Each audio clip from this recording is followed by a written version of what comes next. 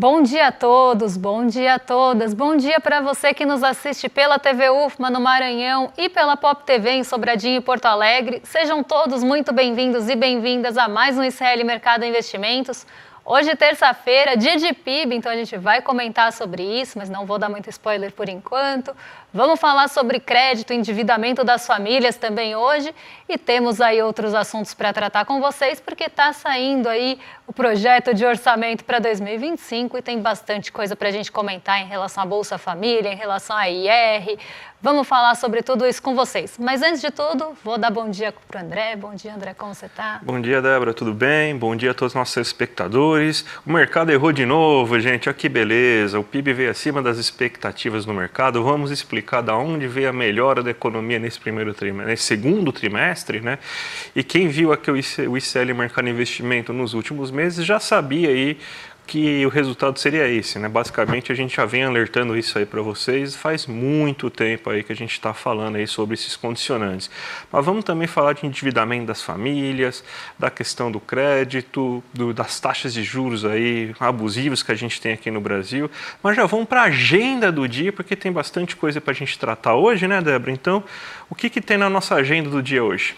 Bom, a agenda hoje está até um pouco mais curtinha, não tem muitos indicadores de uma forma geral, mas os indicadores que saíram são importantes, como o caso aqui do nosso PIB. Então, vamos ver o que temos aí. Temos a Turquia divulgando o seu índice de preços ao consumidor de agosto. Na África do Sul também saiu o PIB final do segundo trimestre. A ministra das Finanças do Reino Unido, a Rachel Reeves, testemunha na Câmara dos Comuns, no Reino Unido. E IBGE divulga o PIB do segundo trimestre aqui no Brasil, esse dado bastante importante. E agora, às 10h45, dado que a gente vai trazer para vocês amanhã, aqui pela questão do tempo, saíram os dados do PMI industrial dos Estados Unidos de agosto, agora medição final. Lembra que eu falei na China que lá tem duas formas de olhar para o PMI e para o índice dos gerentes de compras? Nos Estados Unidos isso também acontece, até cheguei a mencionar ontem. Então hoje a gente tem uma outra medição, até se quiserem passar aí para frente para o pessoal de casa acompanhar. Hoje a gente tem uma outra medição do PMI industrial de agosto dos Estados Unidos, que é a da ISM. Então duas metodologias diferentes, esse sai agorinha às 11 horas. Então devem trazer aí algum alívio ou não para aqueles temores em relação à economia dos Estados Unidos. Então, dados que devem ficar bastante no radar. Por lá também saíram os investimentos em construção. O Chile divulga sua decisão de política monetária hoje também. E às 9h30, dado importantíssimo esse, já que o PMI industrial apontou para direções divergentes na China. Hoje quem ganha peso, às 9h30, então só vai repercutir amanhã, é o PMI de composto e de serviços lá da China. Então a gente vai saber como é que ficou o setor de serviços e a China de uma forma geral. Não vou falar muito sobre a China, porque a gente vai falar bastante sobre ela na hora das bolsas asiáticas. E a gente ainda tem hoje, durante o dia, emplacamento de veículos em agosto. Então, um dia realmente mais voltado para a PIB e por essa expectativa dos dados da China no fim do dia e esse PMI industrial dos Estados Unidos, que não saiu ontem porque lá era feriado. Vamos começar então o nosso giro de mercado, já que tem tanta coisa para a gente falar, né? Aqui é a notícia que a gente sempre fala para vocês aí, para vocês saberem o que já aconteceu, o que pode acontecer, o que tem que ficar no radar, né? Mas a Ásia tá azeda hoje, né? Dados ruins na Coreia do Sul, dados ruins na China, aí tá todo mundo no vermelho, né? Pois é, as bolsas asiáticas ficaram no terreno negativo, elas não conseguiram fôlego, nem nenhum ímpeto diferente aí do que a gente tinha visto na segunda-feira, até porque foi feriado nos Estados Unidos, então também não tinha nenhum condutor vindo dos Estados Unidos para impactar ou para impulsionar a economia asiática, ou melhor, as bolsas asiáticas nessa manhã.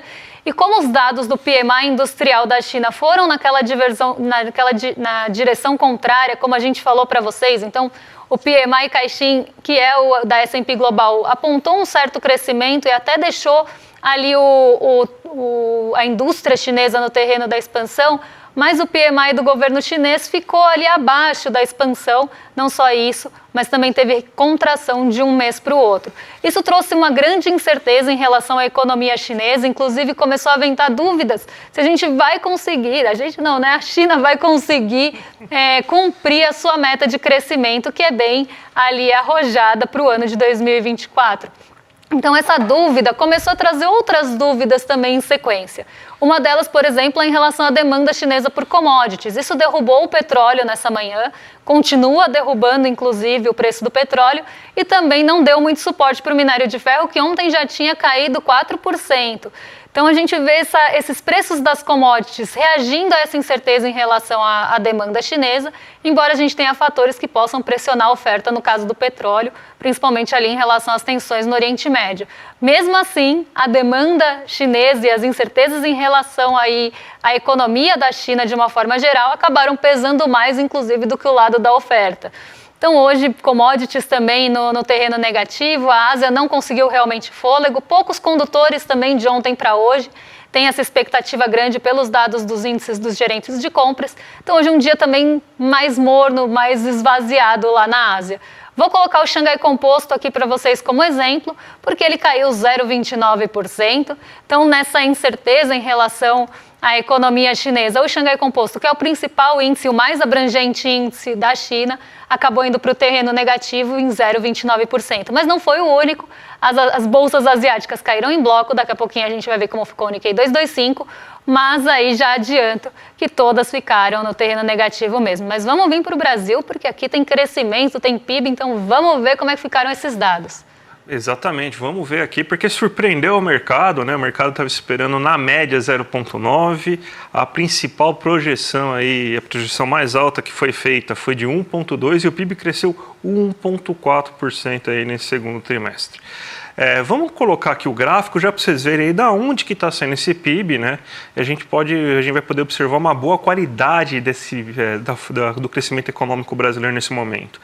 A agricultura já era esperada, caiu 2,3% aí, porque o primeiro trimestre ele é o trimestre que tem a grande parte da safra, né? Então, sendo que a maior parte da safra é colhida no primeiro trimestre, o segundo trimestre com certeza vai ter uma safra menor e a gente está sempre comparando com o trimestre anterior. Então, era já esperado que você tivesse uma queda aí na agropecuária aí nesse momento, a queda foi de 2,3%. Então, o que acabou puxando o PIB para cima? Se a gente for pegar a ótica da produção, que são esses três itens aqui, agropecuária, indústria e serviços, você teve uma alta muito forte na indústria. E uma coisa que é bem impressionante é que a gente pode pensar que a indústria foi puxada pela indústria extrativa, que é o carro-chefe, geralmente, da indústria brasileira. A gente está falando aí de Vale e de Petrobras, então é minério e petróleo. Mas não, essa indústria teve queda de 4,4% em relação ao último trimestre.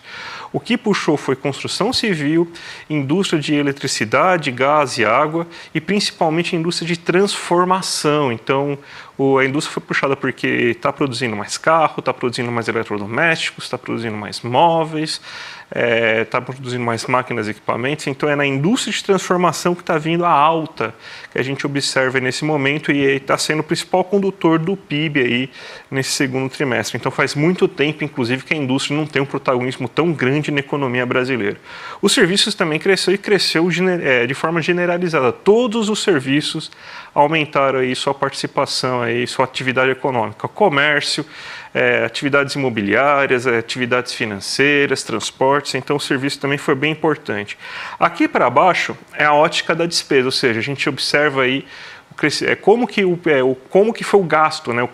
Qual foi o gasto que contribuiu para o crescimento do PIB nesse momento, né? Então a gente vê que as famílias consumiram muito mais porque elas tiveram uma renda mais elevada. Então, elas elevaram em 1,3% seu consumo. O consumo das famílias aí cresceu 1,3%. E aqui tem esse 1,3% de gasto do governo. Daí já vai vir o liberal, tá gastando demais, não pode, daí tá gerando inflação e tá gerando risco fiscal. Sabe que gasto é esse, antes que o pessoal reclame? Esse aumento de gasto foi para salvar o Rio Grande do Sul.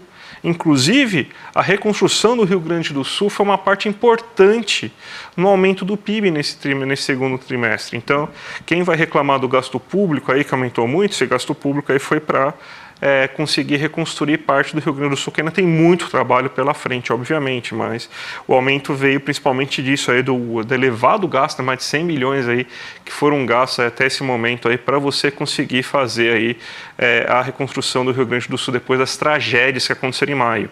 E lembrando que esse PIB está acontecendo no período das tragédias de maio, que você tinha um efeito aí para provavelmente você ter uma queda no PIB aí com toda a situação do Rio Grande do Sul. Só que a gente conseguiu, na verdade, reverter isso e fazer com que você tivesse, então, que ocorresse um crescimento pelo aumento do gasto que você teve aí no Rio Grande do Sul. Então, em vez de uma queda, a gente vê um crescimento. A gente tem aqui investimentos, então, as indústrias investiram 2,1% a mais que já tinha investido aí no primeiro trimestre. Um crescimento muito forte aí, que significa produção futura. Então, são as indústrias preparando, expandindo a sua capacidade produtiva para o futuro. Está com uma demanda bem elevada, a confiança das empresas está alta, então as indústrias já estão procurando aumentar aí a sua planta produtiva para produzir mais aí no futuro e responder uma demanda mais aquecida ainda no futuro. Aí a gente teve que as exportações subiram 1,4%, e aqui também chama o fato de a gente ter aumentado em 7,6% as importações. E o que você está mais importando nesse momento? São máquinas e equipamentos para você usar justamente no investimento. Então a gente está tendo então, um PIB que está mostrando a indústria crescendo, a indústria com vontade de crescer ainda mais no futuro, já que o investimento está alto, ela está comprando máquinas e equipamentos para expandir ainda mais a sua capacidade produtiva. Isso tudo é puxado porque você tem que as famílias estão gastando mais, então tem-se uma perspectiva de que elas vão consumir mais no futuro e vão consumir o que a indústria vai produzir. Os serviços também estão respondendo esse aumento aí do gasto das famílias. Então, quem diria, né? Resumindo tudo, que você gastar, o governo ter realizado gastos, ter conseguido colocar a renda na mão do trabalhador, com aumento de salário mínimo, programas sociais, ia gerar queda no desemprego, aumento na renda média, as pessoas iam gastar mais e o mercado ia se surpreender com o PIB, né, Débora? Pois é, e surpreendeu bastante, porque realmente a mediana era 0,9%, com projeções bastante variadas aí para cima e para baixo desse 0,9%, sendo a maior 1,2%, como o André falou. E mesmo assim foi surpreendida. Agora a gente vai falar de um outro ponto. A gente até quero voltar nessa parte dos gastos, porque a gente vai falar de orçamento de 2025, mas eu vou deixar isso para depois. Vamos falar agora das estatísticas de crédito, uma notícia não tão positiva, eu diria uma notícia negativa aqui no programa, porque as taxas médias de juros aqui no Brasil, elas acabaram recuando um pouquinho entre um mês e outro, mas a gente ainda tem aquelas linhas de crédito bem problemáticas, principalmente o rotativo do cartão, puxando essa média para cima, né, disparando, chegando no maior valor do ano em 432%. Então vamos ver como é que ficaram essas taxas de juros no mês de julho, lembrando que quando a gente fala de endividamento, a gente está falando do mês de junho, mas todas as taxas aqui referentes ao mês de julho, tá? Então vamos ver como é que elas ficaram, quais pontos aí, quais linhas de crédito ou modalidades de pessoa física tiveram aumento ou não de um mês para outro, tanto na inadimplência, como também aí nas taxas de juros praticadas ao ano, lembrando que isso é uma média, então tem gente que cobra para mais, tem gente que cobra para menos, aqui no rotativo tem banco e instituição financeira que cobra 1000% de juros, a gente nunca pode esquecer disso. É a tia Leila, né? Pois é, não ia dar nome aos bois, mas a tia Leila está sempre lá no ranking das maiores taxas de juros aí no país. Cheque especial. Cheque especial é aquela modalidade de crédito quando você fica negativo na conta. Então, gastei mais do que tinha na minha conta, usei aquela reserva emergencial de conta corrente. Então, a gente usa aquela... fica no negativo, né? Ou acaba aí utilizando o limite da conta. Isso é chamado cheque especial. E essa linha de crédito, ela é normalmente, historicamente, bem cara aqui no Brasil. Essa média é de 127%, quase 128% de taxa de juros ao ano. A variação mensal em pontos percentuais, ela vem caindo, inclusive. O cheque especial ele tem tido uma redução na taxa de juros, mas a inadimplência dele ainda é alta, é 12%, nada comparado com o rotativo do cartão, a gente vai chegar lá, mas a taxa de juros aí do cheque especial é também uma das maiores aqui do nosso Brasil, até porque o caráter dela é para ser emergencial, para você não ficar ali utilizando de uma forma recorrente, mas muita gente tem dificuldade de sair do cheque especial porque ele vira uma bola de neve, porque, pasmem vocês ou não, quando você fica devendo ali no cheque especial e você tem o débito dos juros, né, na sua conta, que é debitado mensalmente, então fechou o mês, eles veem quantos dias você usou de cheque especial, fazem a conta e debitam ali no mês. Se você estiver devendo, vai ficar devendo mais ainda e isso tem uma tendência de virar uma bola de neve bastante grande se você não cobrir a conta. E vai ficando mais difícil de cobrir a conta porque os juros também acabam trazendo a pessoa mais para o negativo. Então, uma linha aí bem cara e bem problemática aqui entre as taxas médias aí de juros e entre as modalidades de crédito. Crédito pessoal não consignado é aquele crédito livre, conhecido como empréstimo pessoal, financiamento pessoal, enfim. Não tem uma modalidade, não tem uma destinação, ela não está garantida por nada. Essa linha de crédito tem uma taxa de juros média anual de 89,5%. Também aqui baixinha, né, gente? Quase inexpressiva, aí, quase 90% de taxa de juros. Eu estou sendo irônica, porque sempre que eu comento taxa de juros, alguém fala, Débora falou que a taxa é baixinha. É ironia, tá? E ela teve uma variação percentual, aí, variação de pontos percentuais de 1,70 de um mês para o outro. Então, subiu aqui o crédito pessoal não consignado. Os juros para as pessoas físicas estão mais caros nessa linha. Tá? Então, subiu aqui de um mês para o outro. E a inadimplência praticamente ficou estável em 6%, em um aumento de 0,10 aí. Então, aqui também a gente tem que pensar um ponto, né? A nossa taxa de juros está alta. Isso enxuga crédito e o crédito também fica caro. Fica difícil de acessar para a pessoa física e ele fica caro. Então, quem consegue numa taxa muito alta, mas muita gente nem consegue. Então, esse também é uma questão que a gente tem que pensar quando a gente pensa na taxa básica de juros aqui do Brasil alta e com pressão para subir ainda mais. Por isso que alguns setores mais sensíveis sofrem quando a gente tem alta dos juros, porque são sensíveis justamente ao crédito. Crédito pessoal consignado, aquele que desconta em folha de pagamento, aquele que já vem descontado no holerite do trabalhador ou do aposentado, aqui no caso. 23% de juros anual, lembrando que esse crédito tem o quê? Garantia de pagamento ali em folha, porque você já recebe o seu salário sem a sua parcela ali de crédito, então já é descontado na folha de pagamento. Teve aí um aumento de 0,10 de um mês para o outro, a inadimplência é baixa justamente porque tem ali já esse desconto em folha e mesmo assim a taxa de juros é alta para um tipo de crédito garantido. Então 23% é mais que o dobro da nossa taxa básica. A aquisição de veículos em 25,5%, também aqui uma taxa que tem garantia, porque se você não pagar seu carro, eu sinto lhe informar que o banco vai tomar de você, assim como se você não pagar outros créditos, eles vão dar um jeito de cobrar, pode ter certeza. E aqui 25,5% com a garantia do veículo, mesmo assim temos aí uma taxa bem alta, aqui uma inadimplência um pouquinho maior do que o consignado, mas uma taxa alta. Cartão de crédito rotativo, esse é o maior problema das taxas de juros, é o maior problema das nossas não só taxas de juros, mas das modalidades de crédito. O rotativo é aquele que quando você paga uma parte da sua parcela, ela pode ser ali o mínimo ou um pouquinho mais, você não paga ela totalmente, você paga a fatura parcial e você rotaciona para o mês seguinte.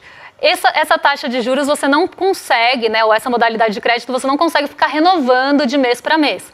Então você paga ali, rola para o mês seguinte e depois você tem que entrar em outra modalidade. Só que como todas as taxas estão aí anualizadas, ela também tem que ser justamente para a gente ter essa magnitude, essa comparação.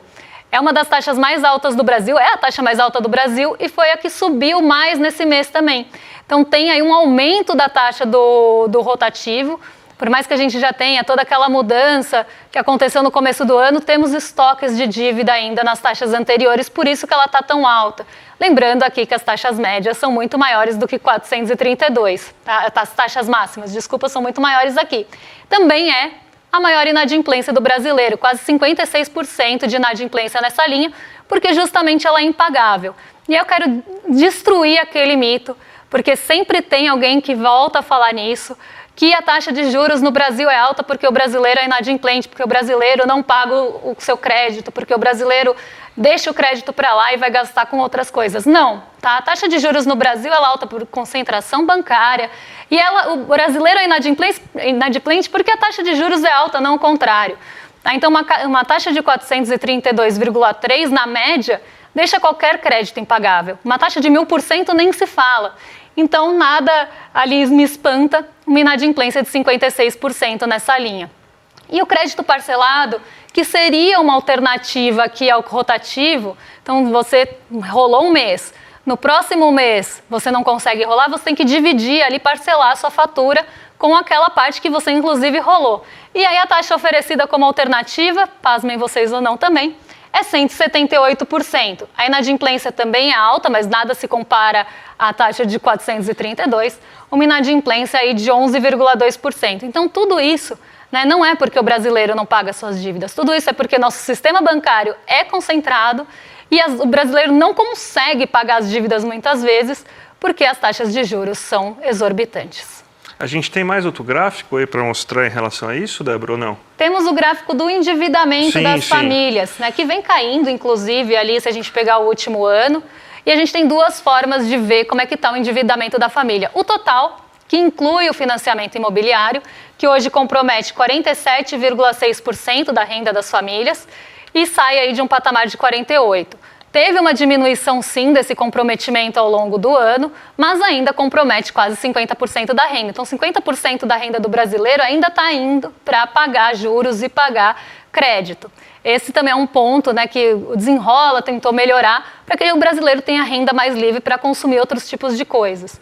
E quando a gente considera sem o financiamento imobiliário, porque o financiamento imobiliário normalmente tem o peso maior na renda das famílias, o comprometimento da renda sai de 30,6 para 29,8 agora, nesse último mês de junho, aqui no caso, tá? Então aqui é sempre referente ao mês anterior às estatísticas de crédito. E em junho, 30% da renda das famílias, sem contar o financiamento imobiliário, estava ali destinada para pagar juros e crédito, então indo, de certa forma, ou 50% ou 30% da renda indo para a mão do banco, né? Aí ninguém também se espanta depois que os bancos só batem recorde de lucro. Nada novo sob o sol aqui. Vamos falar do orçamento do ano que vem, Débora, porque já está começando aí a apresentar aqueles velhos problemas aí que a gente falou que ia ter justamente por essa guerra entre as pastas orçamentais, né? Então você já prevê essa déficit zero, né, que o mercado tanto quer, né, mas você não vai ter Bolsa Família sem reajuste, por exemplo. A gente tem um monte de prints aqui, que vamos passar todos aqui para a gente ver todos os problemas que a gente vai acabar vendo.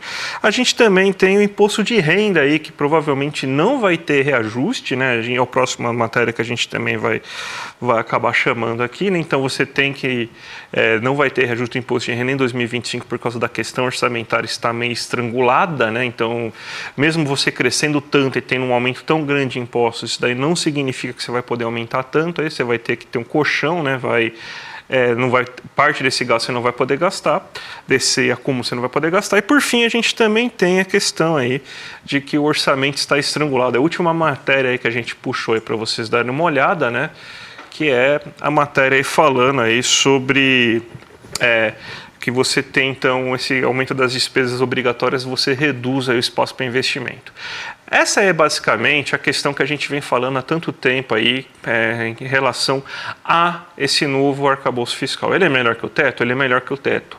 Mas ele ainda tem o principal problema do teto de gastos não foi corrigido, que é justamente você ter guerras entre as diversas pastas, porque, obviamente, tem gastos que vão subir acima da inflação. O teto de gastos, ele previa que os gastos somente subiam com a inflação. Obviamente, tem gastos que vão subir acima da inflação. A previdência é o principal desses gastos. Não tem como você falar que vai limitar o aumento da previdência acima da inflação, porque não tem isso, porque cada vez mais pessoas estão entrando na previdência. Você tem, então, que o Brasil está passando por um envelhecimento e mesmo assim tem que ter reajuste na Previdência todo ano, então esse gasto naturalmente vai crescer acima da inflação. E não dá para a gente falar, na melhor das hipóteses, que esse gasto vai se limitar a ter um aumento de 2,5% real. Então esse gasto vai, por exemplo, você vai ter o gasto da Previdência mesmo, provavelmente vai subir acima desses 2,5% real. Então você vai precisar achar espaço em outros lugares para cortar, já que a da Previdência é obrigatório esse gasto. Então você vai ter que cortar em outros espaços. Daí onde você vai cortar? Em gastos que não são obrigatórios. Você não vai reajustar imposto de renda para continuar o orçamento definido, você não vai reajustar a Bolsa Família, você vai reduzir gastos com saúde e educação, com investimento público. Então é daí que está surgindo. Então, até o Haddad falou que por causa do PIB que foi divulgado essa manhã, então provavelmente a gente vai ter um PIB mais elevado no final do ano, isso pode também fazer uma revisão do orçamento de 2025 aí com esse novo PIB, né? Mas mesmo assim a gente ainda vai apresentar os mesmos problemas que a gente já estava observando aí.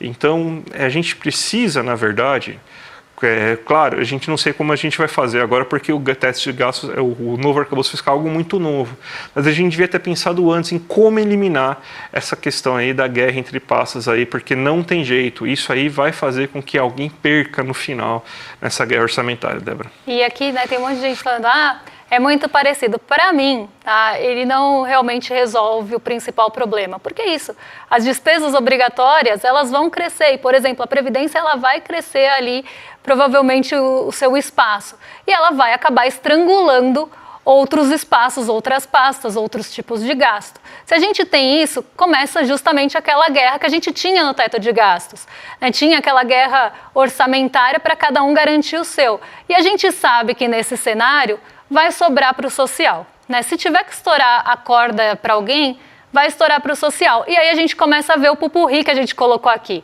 né? Bolsa Família sem reajuste, a tabela do IR sem reajuste, porque a tabela do IR com reajuste ia precisar de alguma compensação. Então, para ajustar a tabela do IR, precisa compensar de alguma outra forma. Para ajustar o Bolsa Família, precisa também ajustar de outra forma. Então, começa essa guerra mesmo entre as pastas e aí você tem o mesmo problema que se tinha antes. Então, para mim, né, por mais que melhorou um pouquinho, para mim ainda tem muitos problemas. E o problema principal é que o social acaba ficando sempre ficando sempre de fora, ficando sempre de lado. Né? Se tiver que estourar, então que estoure na parte ou mais vulnerável ou inclusive a que mais precisa. Porque você colocar dinheiro na mão de uma pessoa que provavelmente gasta toda aquela renda também acaba trazendo ali o que a gente estava falando. É o consumo que vai aumentar. Né? Então, tudo isso acaba no mesmo problema que a gente tinha realmente antes. Então, é uma tristeza aqui para mim falar isso. E, inclusive, o próprio cerne da questão está na manchete.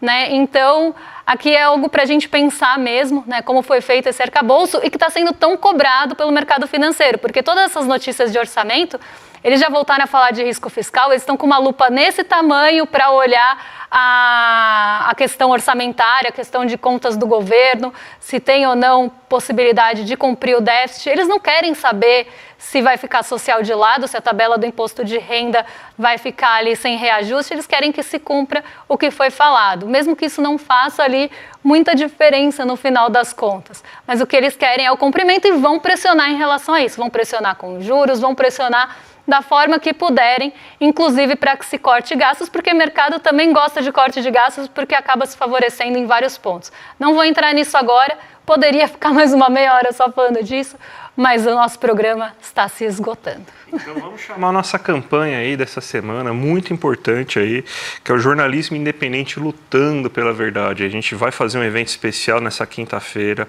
online, gratuito, o preço da independência. Ó quem vai estar participando: Leandro Demore, Roberta Garcia, Juliana Dalpiva, Chico Pinheiro, Eduardo Moreira, imperdível. A gente sabe aí como que jornalistas do ICL aí foram perseguidos aí durante esse tempo por membros da extrema-direita. A gente viu o caso que aconteceu com a Juliana Dalpiva, a gente sabe toda a perseguição que o Leandro Demore teve por causa dos casos da Lava Jato. E aqui a gente tem esse espaço aí para você conseguir ter essa independência toda aí. Então a gente está lançando essa campanha aqui, esse evento especial e gratuito para vocês. Então, ó, já garante sua vaga em clmercado.com.br, aí você clica lá no sininho do YouTube e às 8 horas da noite aí, aproveitar que não tem rodada de Brasileirão, não tem nada, já vê aí essa super live aí que vai valer muito a pena. E aqui, né, a gente pode falar inclusive do arcabouço fiscal, a gente pode falar do banco que cobra taxas abusivas, a gente pode falar de tudo isso, porque nosso compromisso é com vocês. No final das contas, a gente tem que prestar aí um serviço independente e justamente independente de todos esses pontos, né? Falar do arcabouço fiscal que é do governo é falar do banco, porque ninguém deles está patrocinando ninguém. Então, nosso compromisso é só com vocês. Então, importantíssimo aí esse evento, não deixem de participar. E agora vocês ficam com o Rolê ICL na sequência, com William Deluca e Guga Noblar, então mais que excelente companhia a partir de agora. E a gente volta amanhã. Amanhã eu trago a parte que eu ia falar de dívida PIB, que tem muito a ver aí com o que o mercado está falando de risco fiscal. E a gente atualiza vocês de como fecharam as bolsas. Um beijão E até amanhã, pessoal. Até amanhã, gente. Tchau, tchau. Só o conhecimento liberta, dizia José Martí, o cubano. Frei Beto completa e a informação compromete. Mas qual a independência de um jornalista ou de um veículo de comunicação para ser realmente independente e, com a sua informação, levar a compromissos das pessoas? Veículos e jornalistas que resolvem enfrentar os grandes interesses dos poderosos costumam pagar caro por isso. É sobre esse assunto que a gente quer conversar com você. Eu estarei aqui no ICL com Eduardo Moreira, com a Juliana Dalpiva e com o Leandro Demore para falar exatamente sobre isso. Nós vamos falar aqui de vários ataques e ameaças que nossos colegas sofrem quando resolvem assumir com liberdade o exercício do jornalismo. O ICL foi considerado, numa pesquisa da Escola Superior de Propaganda e Marketing, o veículo de jornalismo mais confiável no Brasil, à frente, inclusive, da grande mídia, à frente da TV Globo, da Globo News, de outros sites. É a importância do jornalismo livre que estamos fazendo, mas isso tem um preço. E nós queremos convidar você a estar conosco nesta conversa dia 5 de setembro, vai cair numa quinta-feira, às 8 da noite. Só conhecimento